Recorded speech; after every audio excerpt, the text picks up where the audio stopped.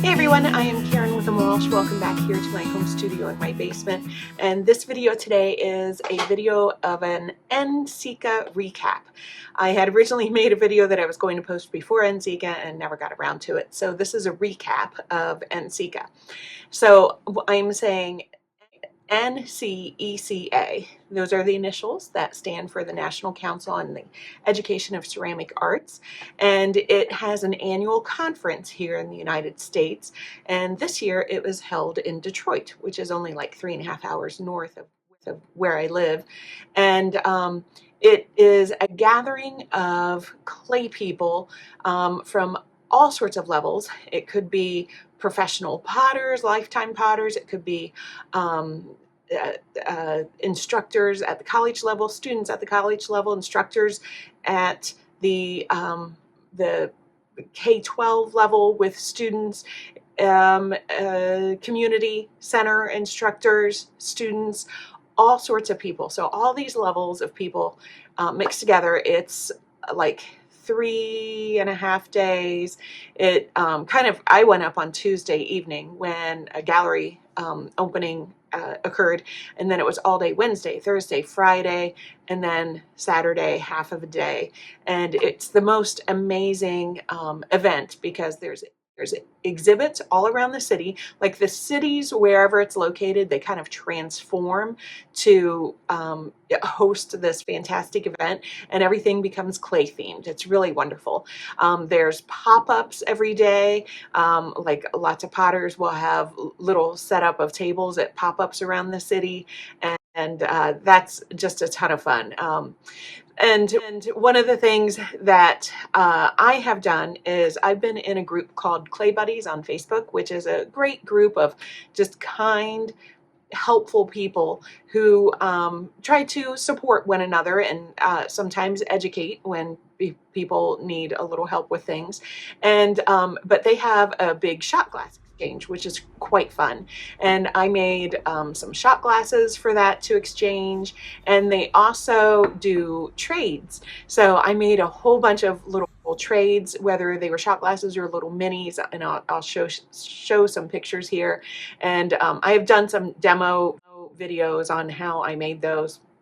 And it was just really fun to go up to other clay buddies, and there was a great little, like on our badge, we could pick up a Clay Buddies button, so you could identify each other as a Clay Buddy, which was really kind of fun.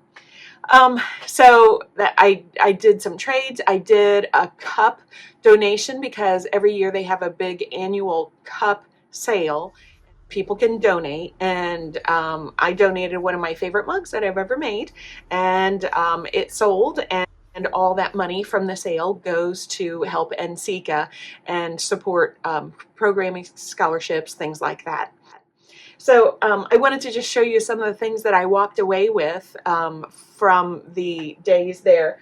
I made some purchases. So first of all, my first purchase that I made was Tuesday night at the Airstream Gallery. I'm sorry, the Art Stream Gallery. It is a gallery that is in an old Airstream camper, which is really quite fun. This is Joseph D'Onofrio. I believe his first name is Joseph. It's like slab and pinch, and he colors his clay. It's just really beautiful. And I was at first like weary of getting something that has an irregular edge. But I was chatting with him. He was a really super nice guy. He was there like with cups and everything, and I was chatting with him, and I told him, I said, well, the one thing that makes me a little nervous is that bump. Like, I always look for something smooth. And he just gave me a different perspective on how to think about it. He said, oh, well, that's what I look for when I put my mouth on. And so when I had a different change of thought, then it was a different way to use it. And it was kind of fun. But I especially loved his handle, which was like this little slab, and he carved it away some, and it has inlay of colored clay and then a little splash of this real light pale blue glaze on the inside, and then the line there and on the interior. But this handle won me over. Like, I picked it up and I'm like, Oh yeah, that's a nice handle. That's fun. And I have a hard time saying no to orange. So when I see something that's orange, sometimes it's just such a happy color. Orange is my favorite color, and I ended up by getting that. So that was my first purchase. My second purchase was at one of the pop-ups, and this is by Clay by Bee. You can find her on Instagram and everything. And again, orange. It was really funny at this pop-up. I got there late at night, and she was in a super dark area, and it was even hard to see her stuff. She only had a couple pieces left, and I took my phone out and shone my light on it, and I'm like, oh, well, that's my color. Okay, I'm gonna get that. And it was just really lovely. She's got some incising there, and I liked how her clear glaze kind of had a little bit of a run to it, which is kind of fun. That's not something that I tend to try to do in my pieces. So I usually like to get pieces that are different from what I do. But again, maybe orange. And then my next one, and I can't really turn this sideways. You can see it's green on the inside. This is Martha Grover, and it has this beautiful indent in the bottom. I have coffee in it right now. That's why I can't turn it over. I've admired Martha's stuff for years, and I've always kind of said, oh, I should get a Martha Grover.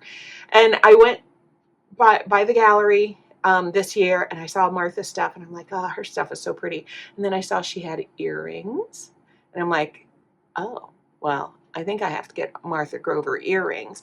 And then after I'm holding the earrings, I'm like, well, darn, that mug really matches. So then I got the Martha Grover mug and the earrings. So those are kind of fun. Those have been fun to wear and fun to use. And then at another pop-up, I bought this, and it's I'm assuming it's just wood fired. I don't think it's salt or soda, but this is from a potter, I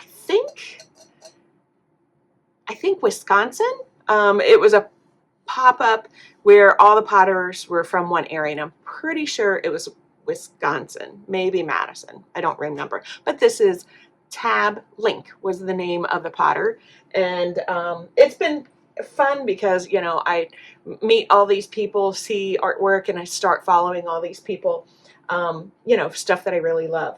I have a bunch of trades here. A lot of them were like really small, which I realized probably what I took was a little bit big for some people, especially if they were flying. So like a little cup with a magnet on it, or like the funny little horse. Again, I picked an orange one. These were my shot glasses from the Shot Glass Exchange.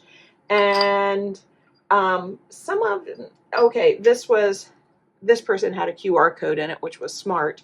I made QR codes to stick on mine, so people, it would take people to my link tree. This one, I would have to look up that person because there was no card or anything in it. And this one, I'll have to look up that person too because there wasn't a card. But those were little shot glasses from the Shot Glass Exchange. This one, unfortunately, there's not a marking that I can identify. And this is from a woman that I met. And we were doing trades, and I gave her one of my minis, and she's like, oh, yours are really nice. So she dug to the bottom of her bag. She's like, I made an extra shot glass. So she gave me one of those. So that was a fun little trade. I picked up a few new tools. I picked up some tools, new trim tool. I really like the shape of it, and I don't remember what the tip is made out of, but I'm like, oh, that feels like it's going to last. I got some, I'll show them in another video. They're over by my little plug-and-fire kiln right now. I bought some alumina rods and a rack for beads, which were kind of cool, and some tungsten little like bails, maybe you would call them. They're the little hooks like for earrings, little bitty things. I usually make my own out of like Canthal. Honestly, I don't think I realized that you could fire tungsten until NCECA this time around. Let's see. Ooh, I stopped by the Tortuga Tools booth because, where's my orange one? If I can find it. Oh, here it is. So this is my Tortuga Tools trimmer that I've used before, and they have different colored handles that you can order. And of course, I ordered orange. Love that. And I stopped by their booth to thank them for the tool that they sent me some time ago. And they're like, well, here, try some of these. So they have some spinners, which I'm excited about, because sometimes just like when I trim, I always hold my hand on the bottom of my pot to keep it secure. And they have some spinners, and again, they were orange. And at the time, I was wearing orange and a pink headband, so it matched. And then they also gave me a couple of great new ribs that they're doing. So this is a carbon fiber rib. So it's not metal, but it's like super strong. And then this is a tungsten rib, which one of the points that they were making with these is like you could leave it in your water bucket and it's not going to rust, which is really nice. Let's see. Oh, I got one of these, and I'm not too sure if you can see what it says there. Was it Ula? O'Tools? I don't know what it is. It looks like it says O'Tools, but the company that had these, I'll have to find it and I'll link it in the video description below. They were brand new on the market, and they were basically just showing tools, and then they were selling some sponges. And I was walking past, and we were talking, and the woman was trying to get me to buy some sponges because on the last day they were like, buy 3, get 1 free. And I'm like, you know, I'm good. I have a bunch of sponges at home that are new that I haven't even used yet. And she's like, oh, here, try this. So she gave me one. So and they were pretty cool because they had them on display in water there. They were pretty cool. I got some replacement, although I do not need them yet. This is for my Sim Tools sponge on a stick. Oh, here it is. Okay, my Sim Tools sponge on a stick, which I really like. And I hadn't thought about the fact that this will probably start degrading and breaking down someday. So they have replacements. I'm like, oh, well, that's a good idea. So I got some replacements. I use those a lot, especially like in vases or narrow neck forms. I got some replacement mittens for my Gif and Grip Mini. The mittens, I was having a chat with them about them, and they said that they are retooling this or coming up with a new design, which I was excited about because my mittens, I think I got them in 24 at NCECA in Richmond, and I've used them quite a bit, and they do kind of, they're losing their sticky, so they gave me another pair of those. And what else? And lots of little trade type things there. Oh, Coyote gave out Mermaid Cove. It's a new glaze, so I'll try that out. I love Coyote. You guys who have seen my videos know that I use a lot of Coyote glazes. I also have several Makos, some of the Amico Potter's Choice, but Coyote is what I have in my big buckets. And Clayscapes. I have some Clayscapes that I recently have in dry form, and I just need to mix them up. So NCECA was so fantastic, and my highlight really was I did a presentation, and my presentation was on organized chaos in the ceramic studio. If you are interested in that presentation, first of all, I will put a little link to my presentation. I'll put a link to my link tree down below in the video description. Okay, so look underneath that. You'll find the video description. I'll put a link to my link tree. The top item in my link tree presently is a link to a document that I've started, although I haven't finished it, that has a link to my presentation and some other helpful documents that perhaps I talked about in the presentation or other things that might be helpful. My presentation, it was a 30-minute presentation, and I wasn't watching the clock, and by the time I looked at my clock for the first time, I was like, ooh, 42 minutes, and I wasn't quite at the end, but the people were so nice. I tried to present organizational tips that I had developed over the years. I mean, teaching high school ceramics for as long as I did, 34 plus years of teaching, I developed a lot of systems that worked, that helped to keep me sane. It kept the room more organized. Kids understood some of the systems, and it was, whether it was health and safety or keeping the clay out of the drains, whatever it was. A lot of the tips that I presented, I got great feedback. The people were so kind and so wonderful, and I feel like it's something that was really, really needed for a bunch of people. Whether you have a personal studio, community studio, classroom studio, whatever it is, you can always incorporate, some tidbits to help your organization and help it flow more smoothly and more safely.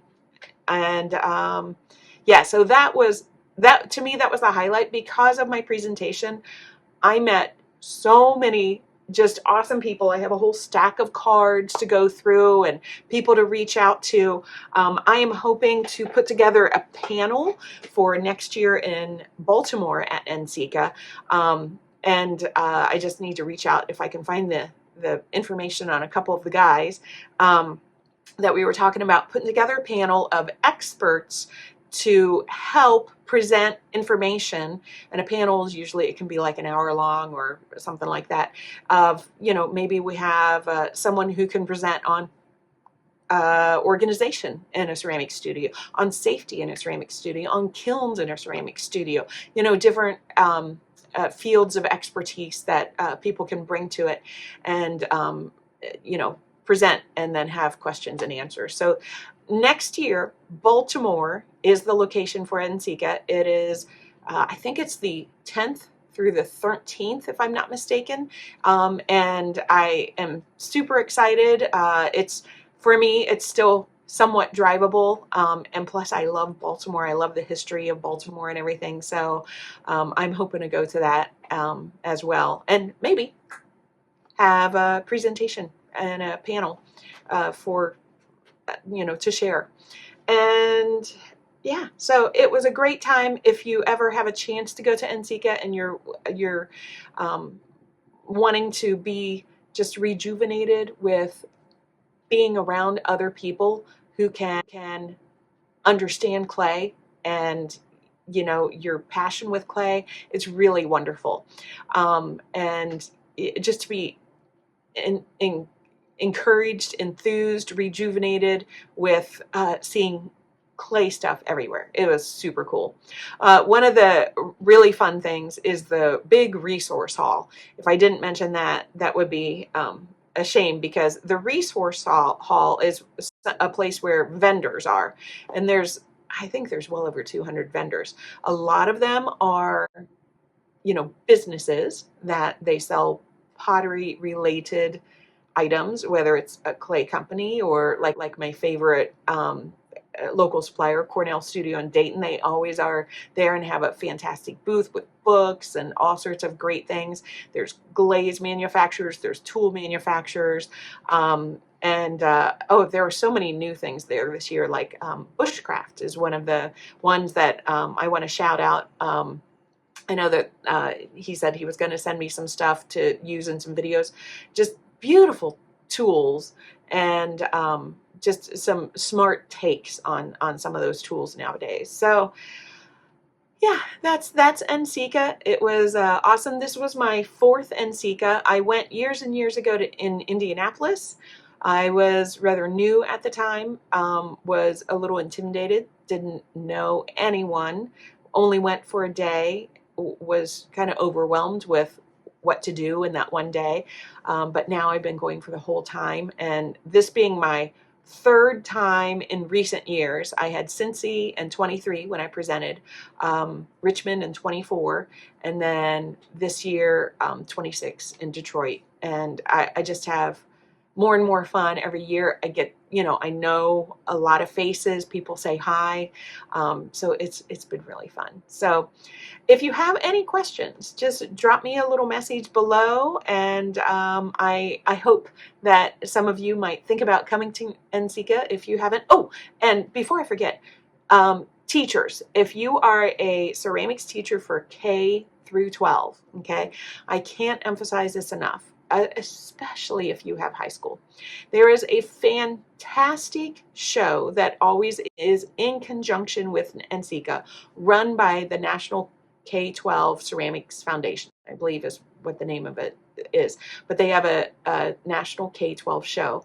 And my last couple years, I entered kids stuff in it, got stuff in it, and was just really pleased to be able to have my students' work exhibited on a national level. I had kids that got some really nice awards, some cash prizes.